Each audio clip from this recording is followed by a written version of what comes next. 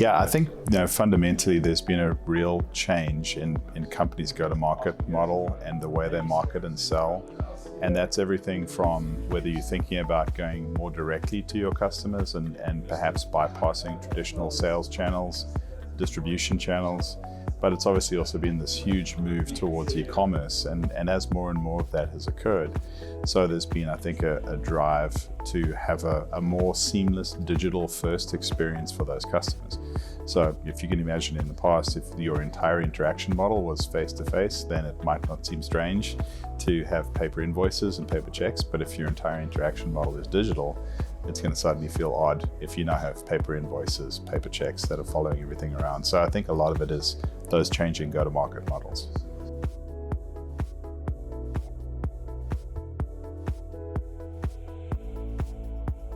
Yeah, very definitely. So I think our consumer experiences for sure shape our B2B expectations.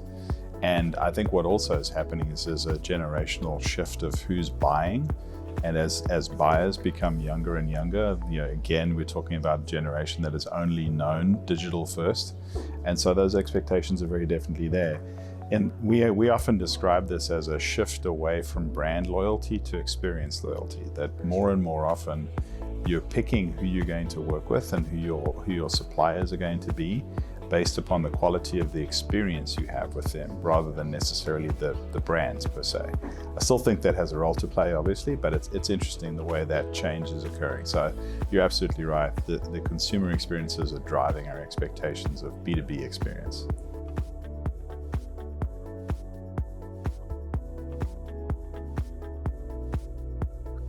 So the main way we change these operations and businesses is by making everything a digital first experience. And that's everything from how you'll onboard a new customer, how you'll provide them with a line of credit, how they will actually purchase from you and transact from you, how the invoices are prepared and presented to them, ultimately how they'll make payments against those invoices, and then finally free up their credit lines again. So it's entirely about a digital first experience. I think the other key point with all of this is that for some of our customers, it's definitely about cash flow and improving their cash flow.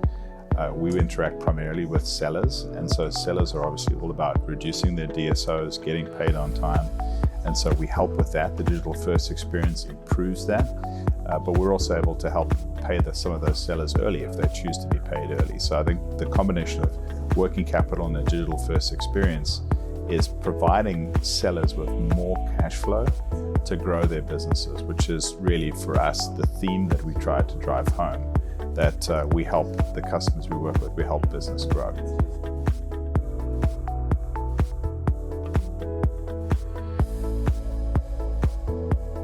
Yeah, I completely agree. So I think fundamentally what we advocate for and what we see working is that if you can meet your buyer where and how they want to interact with you, then that buyer is likely to spend more with you and you're likely to increase your share of wallet.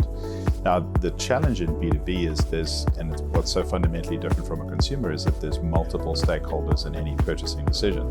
There's not just one person involved. And so, but if you can simplify that, if you can make it easier for your customer to buy from you and match up with their procurement processes and the processes that are important to them. And it could be as simple as they require a purchase order on every invoice. So when it comes back, the people in accounts payable know what to do with it.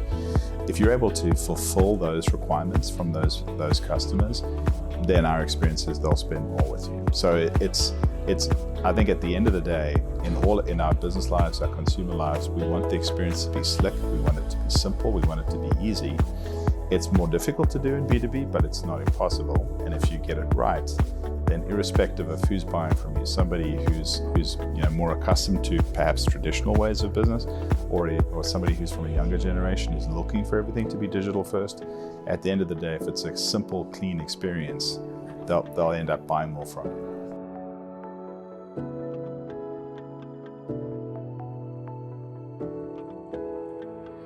I think that B2C experience definitely applies in a B2B context. I think the trick and the challenge is how do you deal with these multiple stakeholders? And a lot of this ends up being solved with data and information flows. So for example, I mentioned earlier just the simple notion of having a purchase order on an invoice. Why is that relevant? Well, the person who pays the bills is usually different from the person who buys the stuff.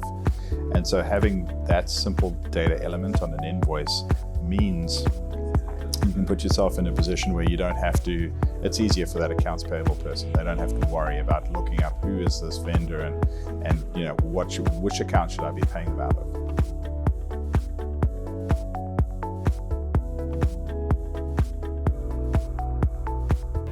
So I think, you know, a lot of this is really, and we just saw so much of it during the pandemic, digital transformation. A lot of the back office processes, particularly in AR and AP, have not been broken. They've just been somewhat manual and somewhat paper-based for forever. And what occurred during the pandemic is everyone started working remotely, and all of a sudden those swivel chair type of relationships where you move something from an inbox to an outbox or vice versa, those sorts of interactions didn't work anymore. And often, you know, the example I use is if the way you got paid in the past was paper checks, and now suddenly there wasn't somebody to process the mail at your office and take the checks out of the envelopes and take them to the bank, then all of a sudden you got behind in the DSOs. And so a lot of what we've seen is this real drive of digital transformation, digitizing these processes, making everything electronic so that you don't have to be in a physical location to do the work. And I think that's been one of the biggest drivers of the change.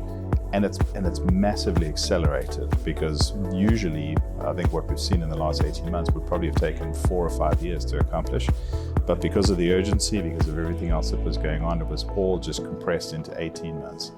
And I think, you know, we've all seen, just think about your own, in your consumer life, your own shopping experience. And if you've used online shoppers to buy groceries for you, that entire industry didn't exist 18 months ago. And so the pace of change in digital transformation has been remarkable.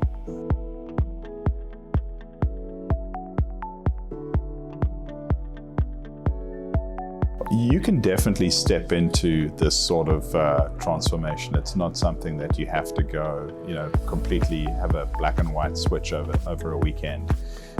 What we've definitely seen is that integrating systems, if you have legacy systems that are doing important tasks, they might just not have the best front ends, they might not be the easiest to access, they might not be terribly user-friendly, but being able to pull the data out of them and present it through portals and other front-end technologies, present it through APIs so that it's easier for partners and for other, you know, customers to potentially access the data. So there's definitely techniques you can use that you don't have to rip out all of your back office environments in a wholesale fashion. Integration is a key tool technique that we see being used very often. I think the other key to this is that those processes inside those legacy systems, there's nothing fundamentally wrong with them. Those processes are sound. What's complicated with them is that they were not designed to work in an integrated world. And so if you can find ways to expose the data through integrations, through APIs, through portals, you can actually accomplish a lot of what you're trying to transform, which is information sharing. I think the biggest dilemma with legacy systems is that the data becomes locked inside them and you can't get it out. And so if you can get it out, that's a good pathway to walking into a solution like this.